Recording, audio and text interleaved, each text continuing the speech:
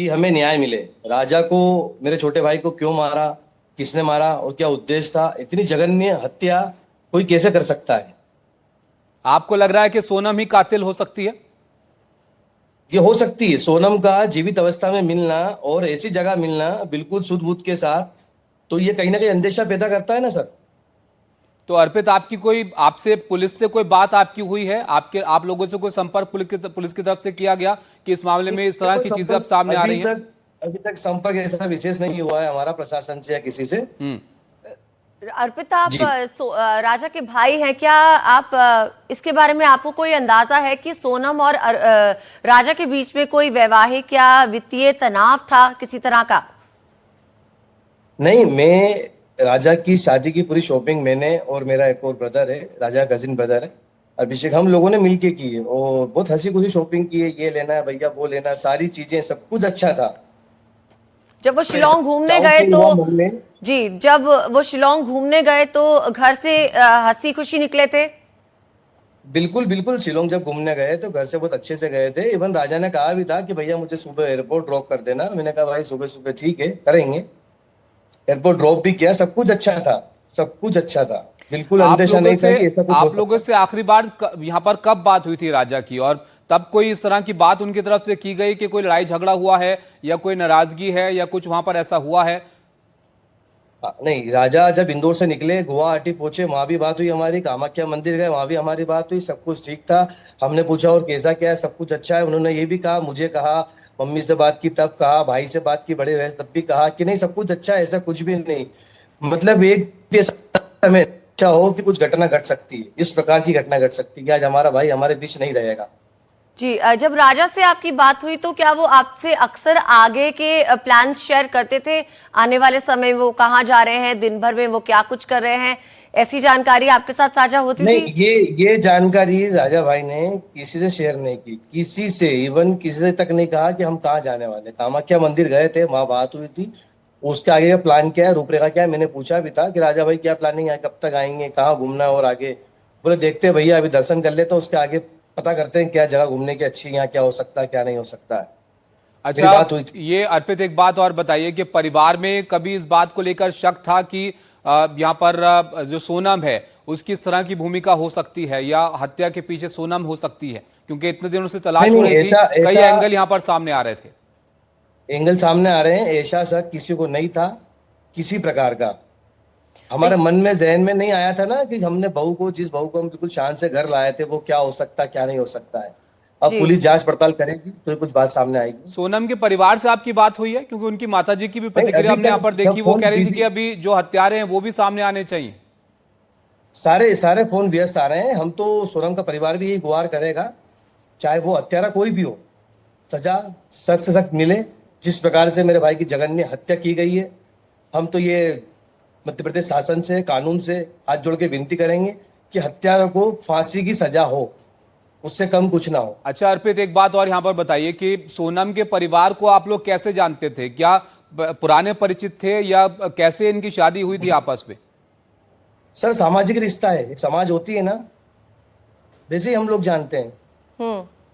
अर्जित, ये जी। बताइए, सोनम के परिवार वालों के साथ, आपके अपने ससुराल वालों के साथ, आपके परिवार के साथ संबंध कैसे थे?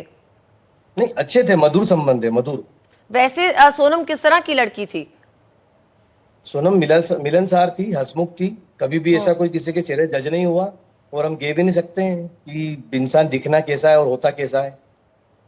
तो आपका परिवार अब यहाँ पर क्या कहना चाहेगा? कुछ आप यहाँ पर अपनी बात रखना चाहेंगे? क्योंकि अभी जो डेवलपमेंट आए हैं उसमें सोनम को यहाँ पर पुलिस ने पकड़ा है और हत्या की साजिश की बातें अब यहाँ पर सामने आ रही हैं। हत्या की बात सामने आ रही है, सत्य हो सकता है। अगर सोनम जीवित थी तो पहले दिन ही सामने आ जाना था। इतना सब कुछ होना, हमने इतनी गुहार लगाई, हम प्रार्थना कर रहे थे कि हमारी बहू रानी सकुशल हो।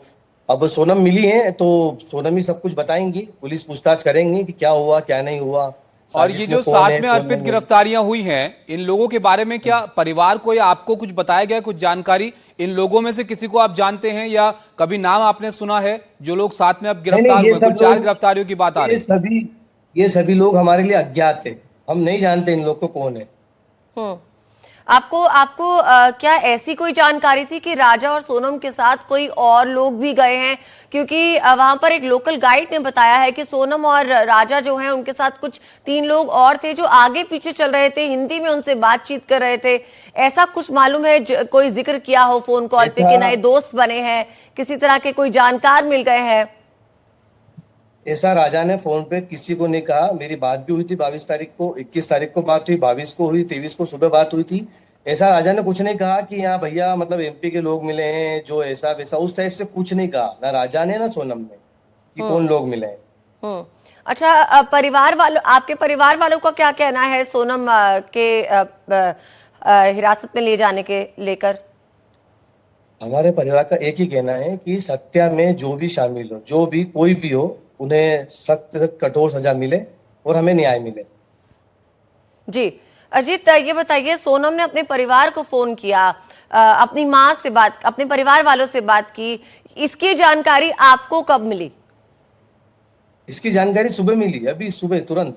आपके परिवार से कोई सोनम के संपर्क नहीं? अर्पित, सोनम के परिवार ने कोई आपसे संपर्क किया इतने दिनों में, या कोई बातचीत आपसे उनकी होती थी कि क्या कुछ वहां पर चल रहा है? और ये पुलिस से जो अभी खबर आ रही है कि सोनम ने परिवार को अपने बताया, उसके बाद से पुलिस वहां पर गई, तो इसके बाद सोनम के परिवार ने आपसे कोई संपर्क नहीं किया? कैसे से जानकारी मिली है सोनम गाजीपुर में है?